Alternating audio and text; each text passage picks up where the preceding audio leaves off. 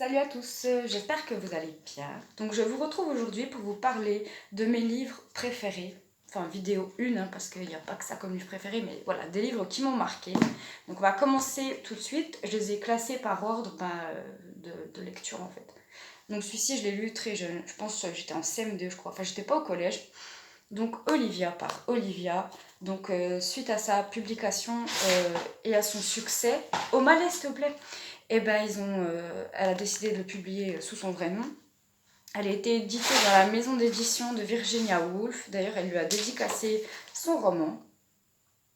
Voilà. Et en fait, l'histoire, on suit une jeune fille qui est dans un pensionnat pour jeunes filles. Voilà. Et en fait, on suit son adoration pour une genre de préceptrice qui est là-bas, qui garde l'internat, quoi. Qui apparemment est très belle, est très intelligente, est très sympathique en fait.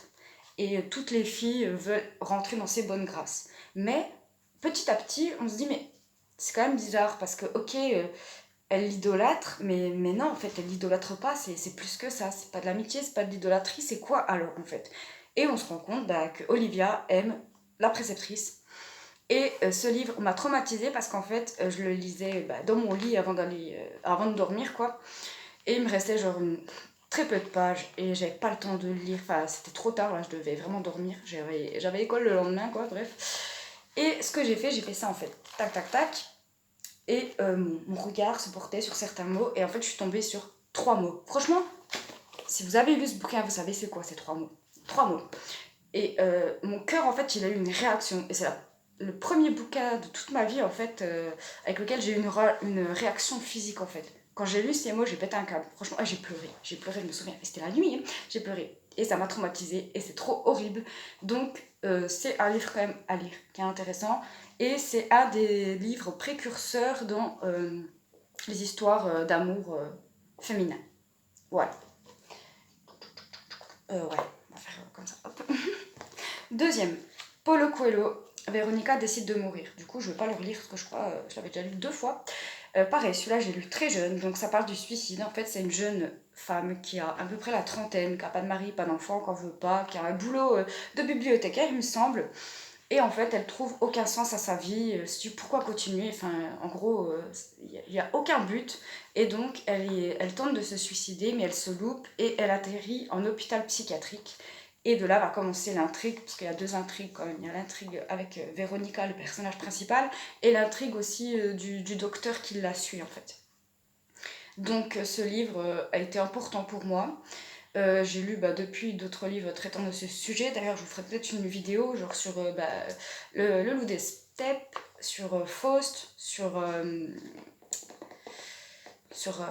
Werther là, et puis sur celui-ci. Mais il est à lire, il est accessible, un truc de fou, et il est plein de sens. Voilà. Et surtout avec l'histoire du vitriol, d'ailleurs je vous ai pas montré, mais quand je vous ai fait le book haul de l'ésotérisme, le premier livre que je vous ai montré qui manquait une page, que j'avais pété un câble là, que j'ai réussi à réimprimer, et ben en fait l'image, ça symbolise le vitriol. Le vitriol qui est présent dans ce bouquin.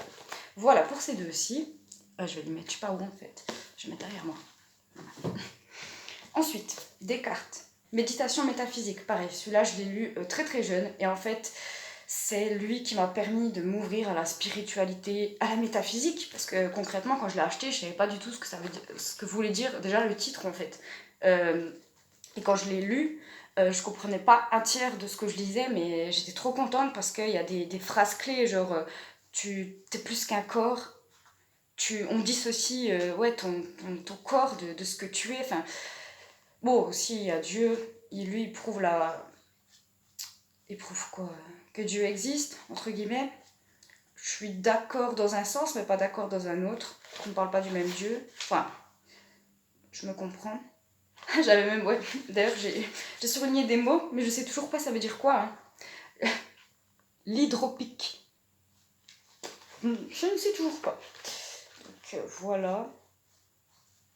Donc, c'est pas... je vais le relire, c'est sûr, pour me marier, parce que je suis sûre que je suis plus d'accord avec ce qu'il dit, enfin avec plein de trucs. Mais voilà, c'est lui qui m'a initiée, donc je peux que le garder dans ma bibliothèque en fait. Et voilà, je l'aime. Ensuite, on va passer à Hermanès, Siddhartha. Ayant lu Le Loup des Steppes, moi je vous recommande quand même Siddhartha. Je trouve qu'il est plus accessible. Et ouais, pareil, en tant qu'initiation, compte initiatique, c'est le top du top. Siddhartha, c'est un livre à avoir lu obligatoirement dans sa vie, franchement. Je l'aime. Voilà. Dans la même lignée. Enfin, pas vraiment la même lignée. Ça, je dirais plus que c'est genre le manuel du guerrier de la lumière de Paulo Coelho, mais version un peu plus. J'allais dire haut de gamme. Pas haut de gamme, mais plus spirituel encore. Plus poussé. Gibran, le prophète. Donc voilà, un basique aussi. Et je le préfère d'ailleurs au manuel du guerrier de la lumière parce qu'il oui, il est beaucoup plus poétique.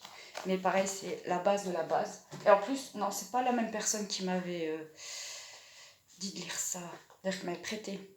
Genre Hermanès, Siddhartha, c'est la même personne qui m'a conseillé, enfin qui m'a donné, enfin non, qui m'a prêté, Fernando Pessoa, Faust. Donc Faust, la pièce de théâtre de Goethe, revisitée par Pessoa. Et moi, j'ai encore pas lu la pièce de théâtre de Goethe parce que j'ai commencé et ça me plaisait pas.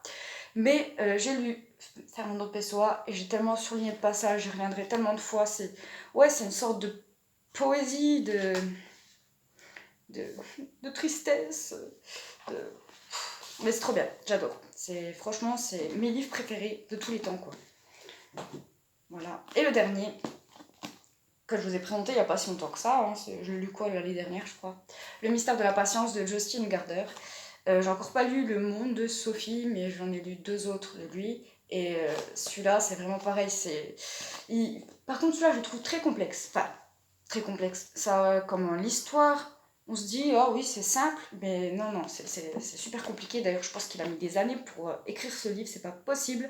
C'est un bouquin de malade, centré sur le Joker. En fait, le père du personnage principal, il collectionne les Jokers des cartes, des jeux de cartes, en fait.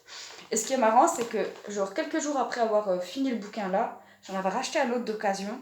Et en marque-page, j'avais quoi? Un Joker. Depuis, je les garde, en fait. Parce que le Joker, même dans le tarot, c'est quand même une carte, pas la plus importante, mais c'est une carte très importante quand même. Pleine de sens. Donc voilà, ce bouquin m'a appris plein de choses, mais je pense que je vais devoir le relire parce que j'ai pas pu tout capter tellement il est compliqué, je trouve. Mais ça va. Enfin voilà. Donc c'était mes 7 livres préférés de ma bibliothèque pour le moment. Enfin, je vous ferai une autre série, je pense, mais cela c'est vraiment la base de la base, quoi. Ce qui m'a ouvert plein d'autres auteurs, en fait. Donc voilà, je vous dis à la prochaine, et puis tchou.